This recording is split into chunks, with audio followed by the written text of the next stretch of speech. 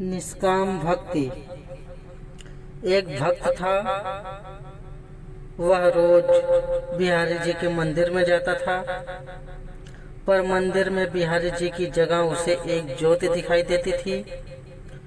मंदिर में बाकी के सभी भक्त कहते, वाह, आज बिहारी जी का श्रृंगार कितना अच्छा है, बिहारी जी का मुकुट ऐसा, उनकी पोशाक ऐसी। तो वह भक्त सोचता, बिहारी जी सबको दर्शन देते हैं, पर मुझे क्यों केवल एक ज्योति दिखाई देती है। हर दिन ऐसा होता है। एक दिन बिहारी जी से बोला, ऐसी क्या बात है कि आप सबको तो दर्शन देते हैं पर मुझे दिखाई नहीं देते। कल आपको मुझे दर्शन देना ही पड़ेगा। अगले दिन मंदिर गया, फिर बिहारी जी उसे ज्योत के रूप में दिखाई दिए। वह बोला, बिहारी जी, अगर कल मुझे आपने दर्शन नहीं दिया तो मैं यमुना जी में डूबकर मर जाऊंगा। उसी रात में बिहारी जी एक कोढ़ी के सपने में आए, जो कि मंदिर के रास्ते में बैठा रहता था, और बोले, तुम्हें अपना कोढ़ ठीक करना है। वह कोढ़ी बोला, हाँ भगवान। भगवान बोले, तो सुबह मंदिर के रास्ते से एक भक्त निकलेगा, तुम उसके चरण पकड़ लेना और तब तक मत छोड़ना जब तक वह ये न कहे दे कि बिहारी जी तुम्हारा कोढ़ ठीक करे।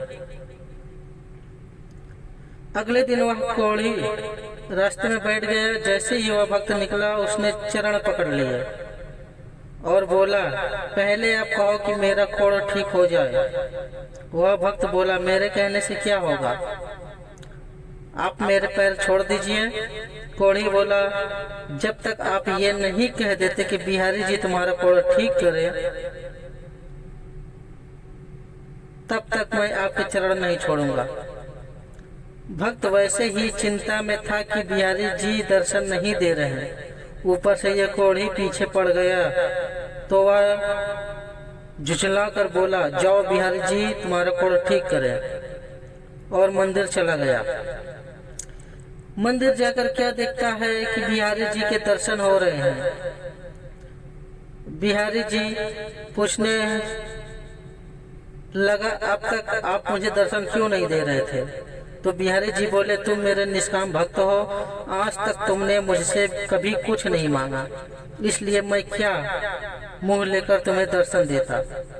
यहाँ सभी भक्त कुछ न कुछ मांगते रहते हैं, इसलिए मैं उनसे नजरें मिला सकता हूँ, पर आज तुमने रास्ते में उस कोढ़ी से कहा कि बिहारी जी तुम्हारा कोढ़ ठीक करते, इसलिए मैं तुम्हें दर्शन देने आ गया।